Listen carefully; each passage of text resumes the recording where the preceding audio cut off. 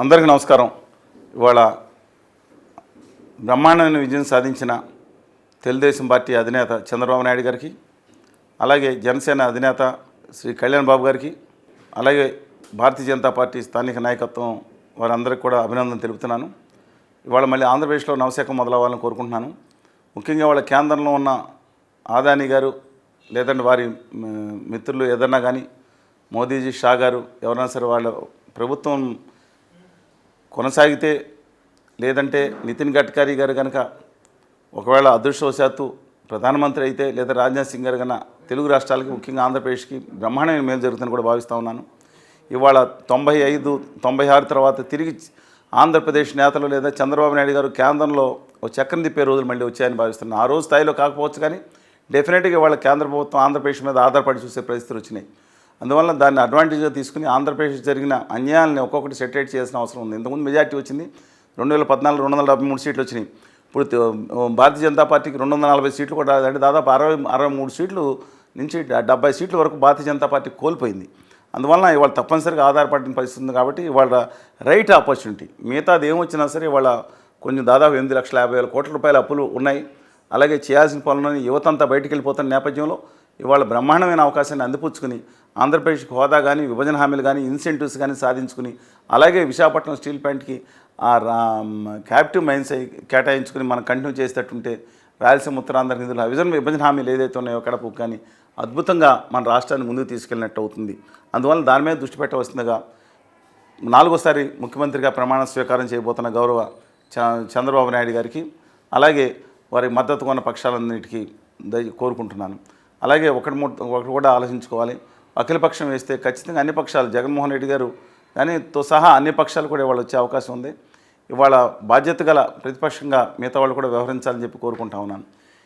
ఒకసారి మొత్తం నిధులు అభివృద్ధి లేకుండా నిధులు బట్టలు నొక్కుతాం, నిధులు అంటే కూడా ప్రజలు హర్షించే పరిస్థితి లేదని కూడా గమనించమని చెప్పి కోరుతా ఉన్నాను. అభివృద్ధి ప్రజలు కోరుకుంటున్నారు. 2014లో సాఫ్ట్వేర్ ఎక్స్పోర్ట్స్ దాదాపు 1,200 కోట్ల లోపు ఉంటే 2019 నాటికి 12,000 కోట్లు, 2023 ఎండింగ్ నాటికి 2,000 కోట్ల లోపు ఉంటే పక్క రాష్ట్రాల్లో 3 లక్షలు, తెలంగాణలో 3 లక్షల కోట్లు చేరుకుంటుంది. ఆ పక్కన తమిళనాడు, కర్ణాటకలో 3.5 లక్షలు, 4 లక్షల కోట్లు చేరుకుంటున్న ఎక్స్పోర్ట్స్. మొత్తం మేధో సంపత్తి కూడా కోస్తా రాయలసీమ ప్రాంతాలు పెట్టుకుని ఇది చేయటం అనేది ఆలోచించాలి. యాన్సిలరీ ఇండస్ట్రీస్ ఎక్కువ డెవలప్ చేయాల్సిన అవసరం ఉంది. తిరిగి రాష్ట్ర ఆర్థిక పరిస్థితిని పునాదులు పెట్టాల్సిన అవసరం ఉందంటే హోదా విభజన హామీలు కూడా అవసరం. ఇవన్నీ కూడా గమనించమని చెప్తా ఉన్నాం. రాష్ట్ర ప్రభుత్వం తగు సమయం చూసుకుని తాము ఏదైతే ఢిల్లీలో తమకున్న ఈ బలాన్ని వాడుకుని ఇవాళ రాష్ట్రాన్ని తిరిగి అభ్యుదయ పదంలోకి నిలపాలని కోరుకుంటున్నాను.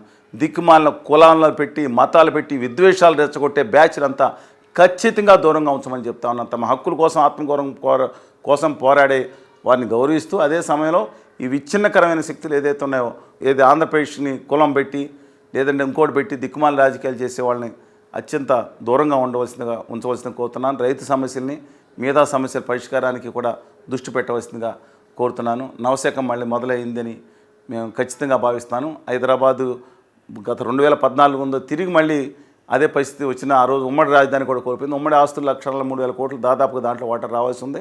తర్వాత ఇవన్నీ కూడా పరిగణలో కేంద్ర ప్రభుత్వంతో కూడా చూసుకుని పక్కన ముఖ్యమంత్రి చాలా సహోదయత ఉంటారు కాబట్టి ప్రస్తుత చంద్రబాబు నాయుడు గారి ఇద్దరు కలిసి పనిచేశారు. కాబట్టి ఇవాళ ఆ సానుకూలతను వాడుకుని ఒక 500 కోట్లు వస్తే తెలంగాణకి ఎక్కువ వస్తాయి, వస్తారు విభాజిత ఆంధ్రప్రదేశ్కి వస్తాయి. పెద్ద ఇష్యూ కాదు. మిగతా వాళ్ళు రాజకీయం చేస్తారు, మాలాంటి వాళ్ళు కాదు, ఇష్యూనే కాదు. ఖచ్చితంగా ఆ సమస్యను కూడా పరిష్కరించుకుని నీటిపారుదల విషయంలో ఇప్పుడు అన్నదమ్ములు ఇద్దరు కూర్చుని కేంద్రం చేసే అన్యాయాలని నిలదీసి మిగులు జలాల విషయంలో కూడా 2 రాష్ట్ర ప్రభుత్వాలు సాధించుకుని యువతకి, రైతులకి, ఆపన్నులకి అందరికీ మేలు చేయాలని కోరుకుంటూ సెలవు తీసుకుంటున్నాను. మేము ఒక్కటే చెప్తున్నా, 2019 ముందు ఏదైతే ఉందో అంతకన్నా ఉధృతంగా 2019 తర్వాత ఉద్యమం చేశాం. మేజర్ మీడియా చూపించకపోవచ్చు, 5% చూపించిన వాళ్ళు ధన్యవాదాలు.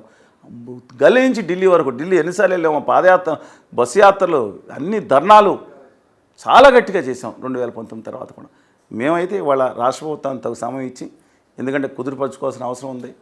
ఆయన విజనరీ లీడర్గా పేరుగాంచారు కాబట్టి ఆలోచించి నిర్ణయం తీసుకోమని కోరుతున్నాను. నమస్కారం.